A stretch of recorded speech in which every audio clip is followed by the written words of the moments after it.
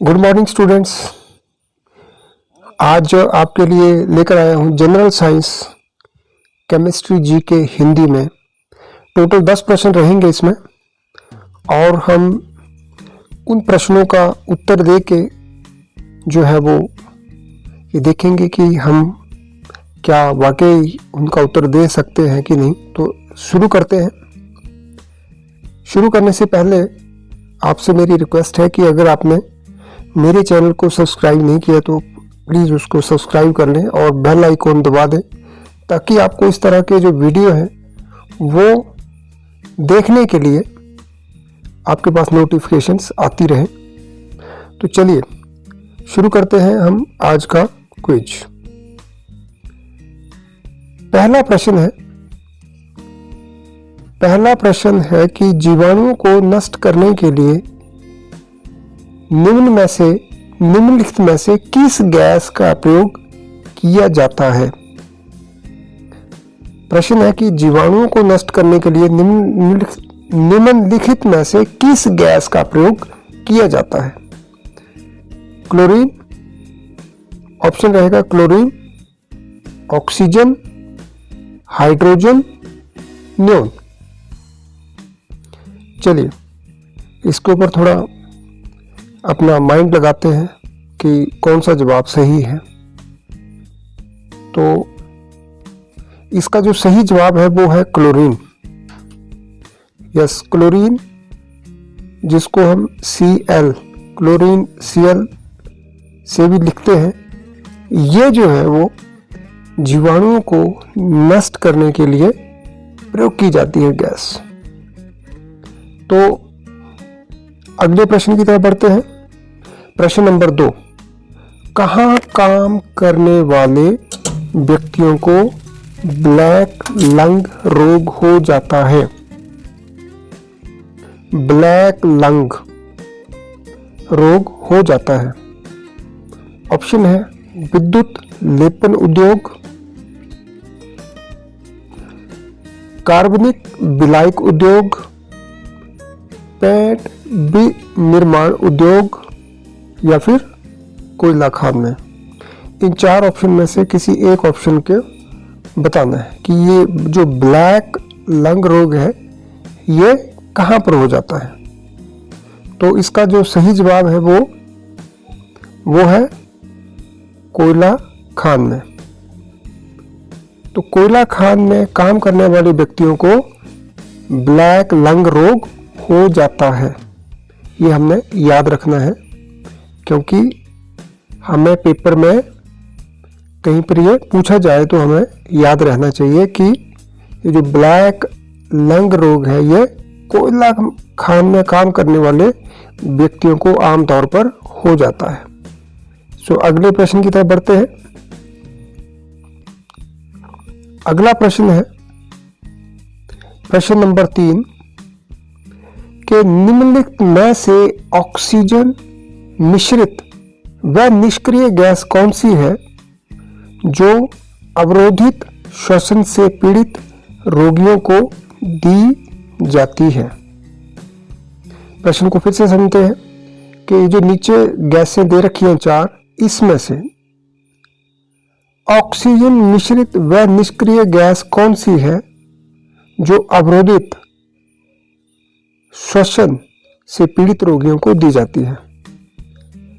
तो ऑप्शन पहला helium gas, krypton, radon और आर्गन गैस। चलिए सोचते हैं इसके ऊपर। हीलियम, यस, इसका सही जवाब है हीलियम गैस दी जाती है। अब चलते हैं हम अगले प्रश्न की तरफ। प्रश्न नंबर 4।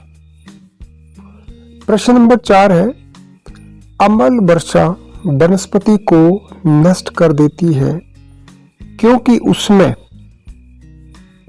अम्ल वर्षा, जिसको हम आमतौर पे एसिड रेन भी कहते हैं, तो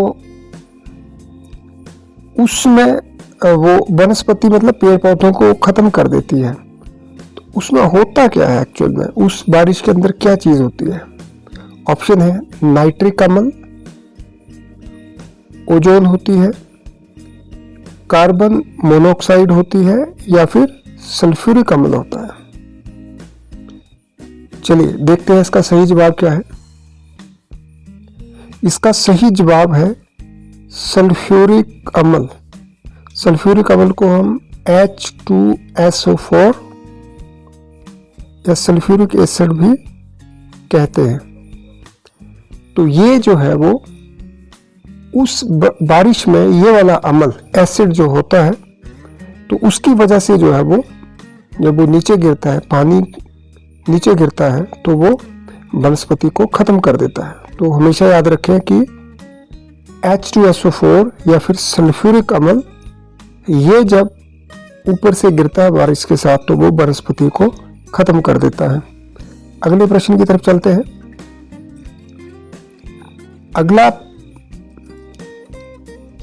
अगला प्रश्न है प्रश्न नंबर 5। प्रश्न नंबर 5 है, शरीर की कैलोरी आवश्यकता गर्मी की अपेक्षा सर्दियों में बढ़ जाती है क्योंकि अधिक कैलोरी आवश्यक है। हाँ, प्रश्न फिर से सुन लीजिए कि गर्मी में कैलोरी की आवश्यकता कम और सर्दियों में बढ़ जाती है, तो ऐसा क्यों होता है? ऐसा किस लिए होता है ये पता करें।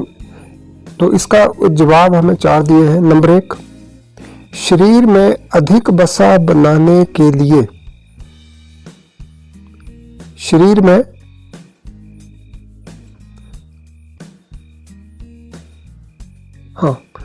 पहला ऑप्शन है शरीर में अधिक वसा बनाने के लिए। वसा मतलब फैट, इसके लिए बढ़ जाती है, या फिर गिरते बालों की क्षतिपूर्ति के लिए, या फिर शरीर का ताप बनाए रखने के लिए, या अधिक प्रोटीनों को भंग करने के लिए। आपको क्या लगता है कि क्यों सर्दियों में अधिक कैलोरी की आवश्यकता पड़ती है हमारे शरीर को?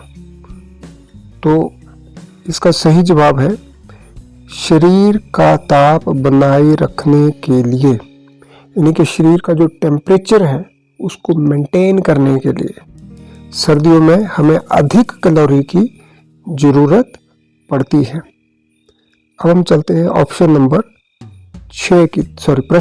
6 की तरफ। प्रश्न नंबर 6 है कि वायुमंडल में कौन सी गैस पराबैंगनी किरणों का अवशोषण कर लेती है? पराबैंगनी किरणें। पराबैंगनी किरणें होती हैं जो सूरज से आती हैं और जो हमारे लिए हानिकारक होती हैं। तो कौन सी गैस है हमारे वायुमंडल में?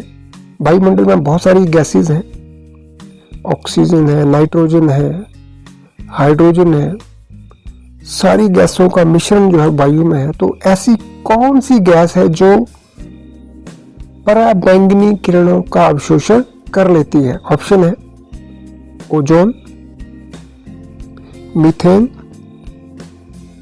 नाइट्रोजन, या फिर हीलियम। यस, सही जवाब है ओजोन।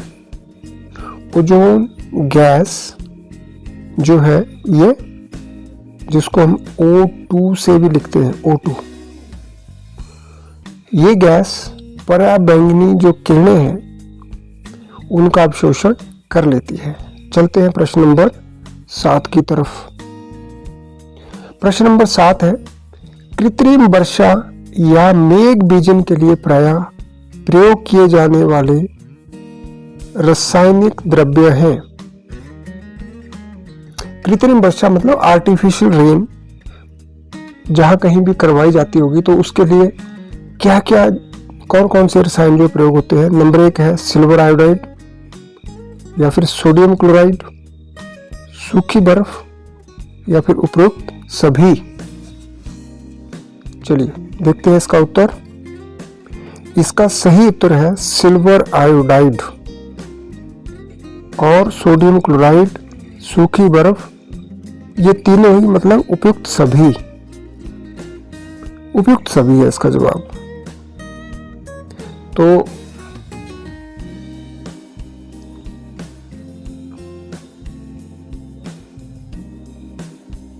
चलिए अगले प्रश्न की तरफ बढ़ते हैं। प्रश्न नंबर 8, निम्न में से कौन सी गैस सबसे अधिक विषाक्त है? विषाक्त मतलब जहरीली है। Carbon dioxide, carbon monoxide, sulphur dioxide या फिर क्लोरीन? कौन सी गैस है जहरीली सबसे ज्यादा? यस, सबसे ज्यादा जहरीली कार्बन मोनोऑक्साइड है, जिसको हम CO ऐसे लिखते हैं। कार्बन डाइऑक्साइड को CO2 लिखते हैं और कार्बन मोनोऑक्साइड को CO से लिखते हैं। तो ये जो है वो सबसे अधिक जो है जहरीली गैस होती है। इसीलिए कहा जाता है कि कमरे के अंदर अगर कार्बन मोनोऑक्साइड का कोई सोर्स है तो हमें जो है वो सावधानी रखनी चाहिए रात को सोते वक्त, क्योंकि वो जो गैस इतनी जहरीली होती है कि वो सीधे लंग्स में चली जाती है और हमारे बॉडी को वो डैमेज कर देती है। नेक्स्ट हम चलते हैं प्रश्न नंबर 9 की तरफ। प्रश्न नंबर 9 है कि निम्न में से कौन सा पीड़कनाशी ओजोन का ह्रास करता है? पीड़कनाशी कौन सा ओजोन का ह्रास यानी कि ओजोन को खत्म करता है? DDT, benzene, Mithil bromide, ethylene, ozonide? कौन सा है? इसका सही जवाब है मिथाइल ब्रोमाइड। तो इस तरह से ये रहे प्रश्न, और ये अंतिम प्रश्न, ओजोन परत का अवक्षय मुख्यतः किस कारण से होता है? जो ओजोन परत है, हम आपको पता है कि हमारे ये जो पृथ्वी है, पृथ्वी के ऊपर वायुमंडल है और वायुमंडल के ऊपर जो है लास्ट में एक परत है ओजोन गैस की, जो कि पराबैंगनी किरणों को इस के अंदर आने से रोकती है। तो इसके अंदर आने से रोकती है, तो वो कौन सी